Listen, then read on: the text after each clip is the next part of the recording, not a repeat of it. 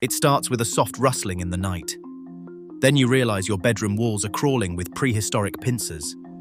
For 18 months, people across Florida have opened their doors to find thousands of earwigs pouring inside, turning cities like Miami and Tampa into ground zero for an insect surge that experts can't fully explain. Why have these ancient survivors chosen now to break through? And what hidden forces made this invasion not just possible, but inevitable? To solve this crisis, we have to unravel the secret biology and environmental changes that unleashed it, all while the swarm keeps growing. A mother in Tampa wakes to the sound of scratching and finds her bathroom floor moving. Hundreds of earwigs packed tight along the grout, pouring from gaps beneath the sink. Across the state in Miami, a late-night video captures a kitchen counter covered in writhing bodies, antennae twitching as the insects spread across every surface. In Jacksonville, a teenager uploads a frantic clip of earwigs crawling up her bedroom wall, clustering around the light switch, vanishing into a crack near the ceiling. These videos have racked up more than 16 million views in less than a week, igniting comment threads filled with disbelief, panic, and skepticism. Some accuse the posters of staging the footage, pointing to the sheer number of insects and the convenient timing. Always after dark, always in the most private corners of the house. Others demand proof, timestamps, location tags, a shot of the day's newspaper held up to the swarm. But the pattern keeps repeating. In St. Petersburg's Shorecrest neighborhood, a midnight clip shows earwigs pouring from an outdoor faucet, blanketing the patio tiles in a slow-moving tide. The uploader's voice shakes as she narrates, her phone flashlight catching the glint of pincers and the glossy brown sheen of compact bodies. With each new post, the sense of unease grows. Are these isolated cases, or the first signs of something spreading beyond control? The viral swarm has become a digital wildfire, fueling rumors, drawing in pest control experts, and forcing everyone to question what is real. As the videos multiply, so do questions about their authenticity and what they might reveal about a deeper problem lurking just out of sight. Earwigs have haunted human folklore for centuries. Their name alone conjures the image of a creature that creeps into ears at night. In reality, the insects flooding Florida kitchens and bathrooms belong to a group called ring-legged earwigs, known to scientists as Uberellia annulipes. These are not monsters from a horror film, but small, reddish-brown insects with slender, flexible antennae and yellowish legs. The most distinctive feature is the pair of curved pincers at the end of the abdomen. For males, these pincers are thick and strongly curved, while females have slimmer, straighter ones. Despite their alarming appearance, these pincers are not weapons for attacking people. Instead, they serve a mix of purposes: defense against predators, sparring with rivals, and occasionally helping to fold their wings, though most Florida earwigs cannot fly at all. A university entomologist, Dr. Lila Saunders, spends her days collecting specimens from gardens and crawl spaces. She explains that earwigs are nocturnal scavengers, drawn to moisture and organic debris. Their flat bodies allow them to slip through the tiniest cracks, and their preference for damp, dark spaces makes bathrooms, kitchens, and laundry rooms prime real estate. At night, they hunt for decaying plant matter, fungi, and the occasional soft-bodied insect. During the day, they vanish behind baseboards and beneath appliances, waiting for darkness to return. One myth refuses to die: that earwigs burrow into human ears to lay eggs. Dr. Saunders is blunt. There is no scientific record of this ever happening. Earwigs do not seek out human ears, and their pincers are harmless to people and pets. What they want is shelter, moisture, and food, not a place inside someone's head. Understanding the real biology behind these insects strips away some of the fear, but it does not explain why they seem to be everywhere at once. Their sudden visibility, Dr. Saunders notes, is more about where they live than any appetite for drama. A single female ring-legged earwig can lay up to 50 eggs in one clutch, hidden deep within damp soil or tucked beneath rotting leaves. This high reproductive rate gives earwigs a remarkable capacity for population growth, especially when conditions are right. Unlike many insects, the the mother earwig guards her eggs and newly hatched nymphs, cleaning them with her mouthparts to prevent mold and disease. This parental care boosts survival rates, allowing more young to reach adulthood. Earwigs are not picky eaters.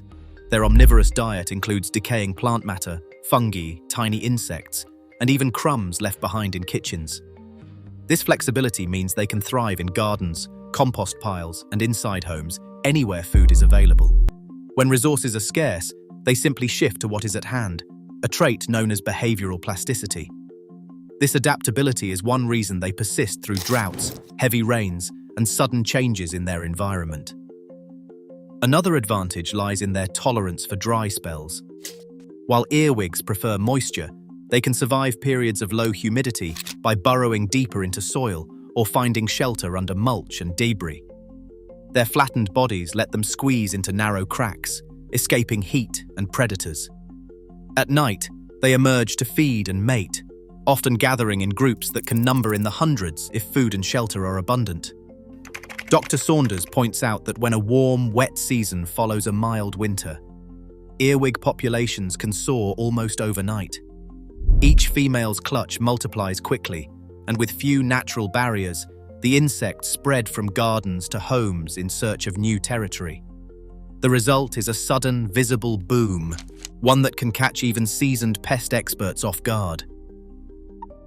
Florida's climate is a study in extremes, long stretches of muggy heat, sudden downpours, and the kind of humidity that seeps into every corner of a house. In 2024, meteorologists recorded the hottest summer in Florida's history. Temperatures in Miami topped 95 degrees for 22 straight days. Dew points hovered near 80, creating conditions that felt more like a greenhouse than a living room. Dr. Carla Mendoza, a climate ecologist at the University of Florida, points to these numbers as more than just uncomfortable statistics. She says when you get heat like this, combined with relentless humidity, it changes how insects behave. Earwigs are especially sensitive to moisture. They are always searching for damp, cool shelter, and when it gets this hot, the line between outdoors and indoors starts to blur. Earwigs thrive in the margins, under mulch, beneath stones, deep inside rotting wood. But as soil temperatures climb and outdoor surfaces bake in the sun, those hiding places dry out. Rainfall brings only brief relief before evaporating in the heat, leaving earwigs with fewer options. The result is a steady migration toward the only places that stay consistently moist, inside homes, around pipes, and under sinks. In a typical year, earwig activity peaks in the spring and fall, when temperatures are moderate and rainfall is steady. But 2024's record-breaking heat arrived early and never let up. The insects responded by breeding continuously with no real pause between generations. Dr. Mendoza says we are seeing egg clutches and nymphs at every stage, all at once. That is unusual. Normally there is a lull, but this year the cycle just kept going. Florida's perennial humidity means that even in so-called dry spells, indoor environments remain inviting for moisture-loving pests. Air conditioning units drip condensation, bathrooms never quite dry out, and kitchens become refuges during the hottest part of the day. The state's climate does not just support earwig survival, it accelerates it. The combination of record heat and unbroken humidity creates a feedback loop, driving insects indoors and allowing their populations to multiply unchecked. As Dr. Mendoza reviews regional climate datasets, she points out that Florida is not alone in this trend. Other states with unusually wet springs and hot summers, like Wisconsin and Michigan, have also reported spikes in earwig numbers. But Florida's subtropical conditions set the stage for a phenomenon that feels less like an annual nuisance and more like a permanent feature of daily life.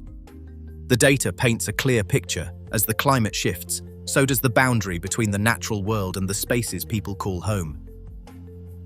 NOAA. Climate records show that the spring of 2024 brought above-average rainfall to much of the eastern United States.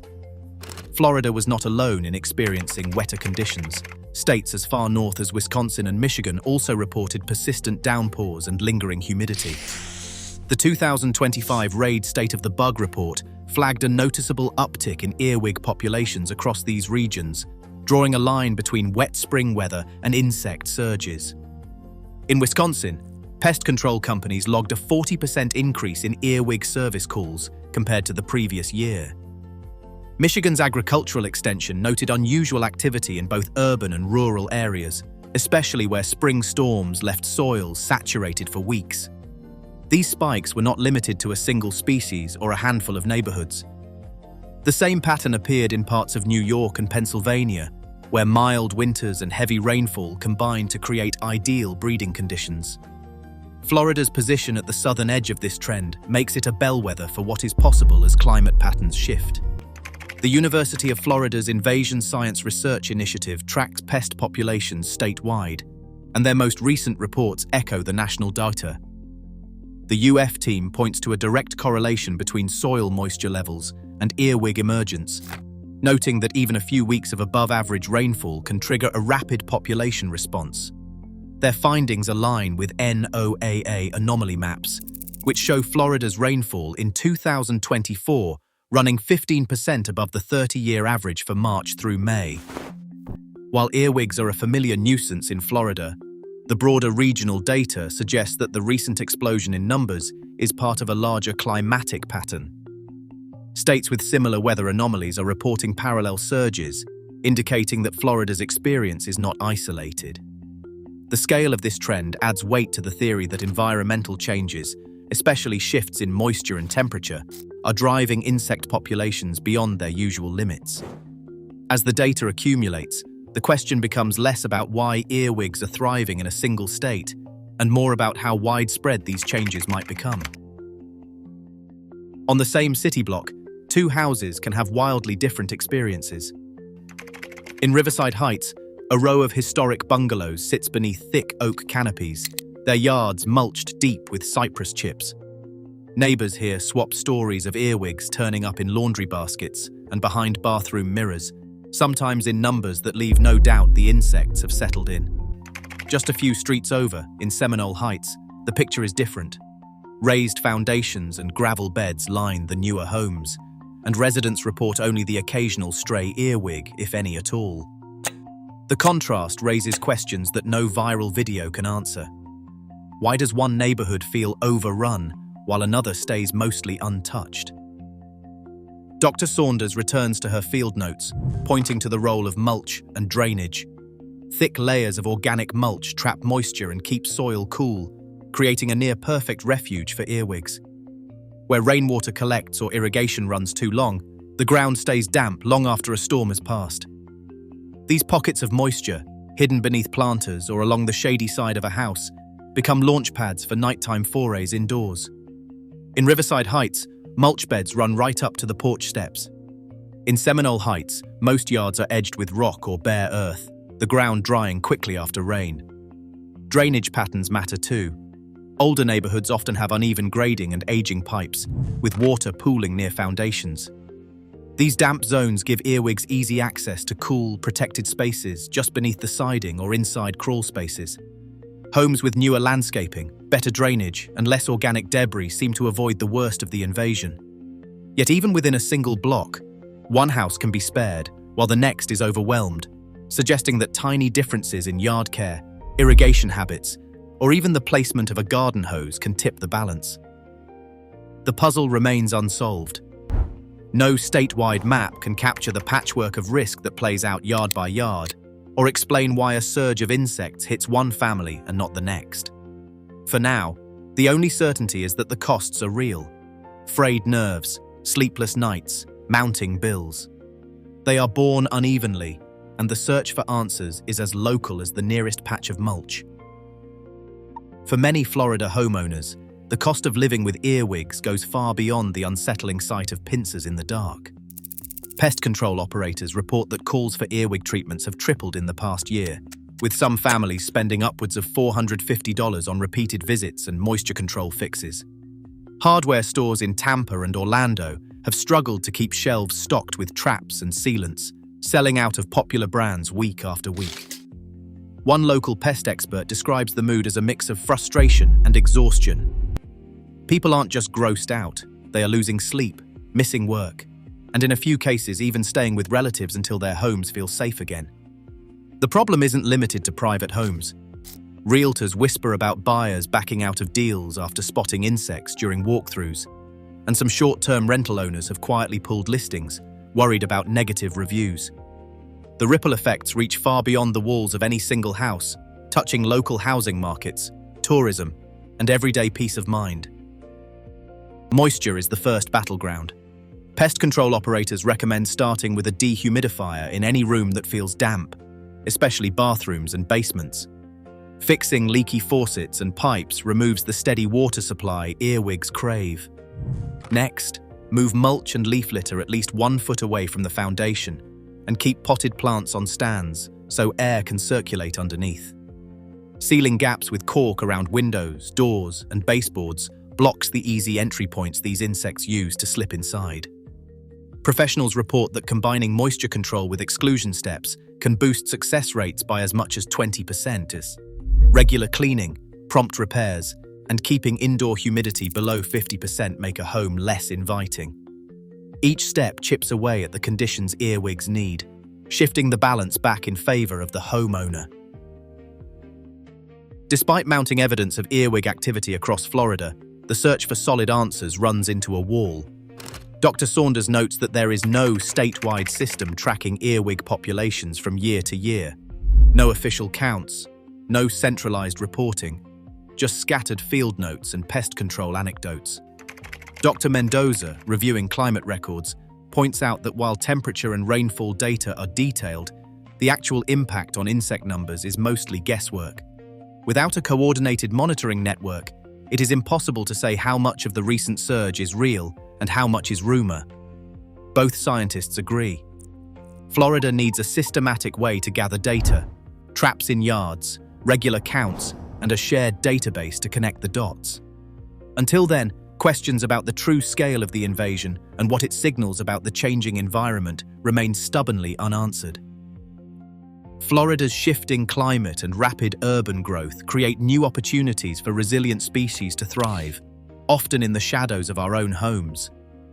As ecosystems adapt faster than our responses, small disruptions can become everyday realities. The line between our world and theirs is thinner than we think. Nature always finds a way in. Share your thoughts about what you have seen in the comments below.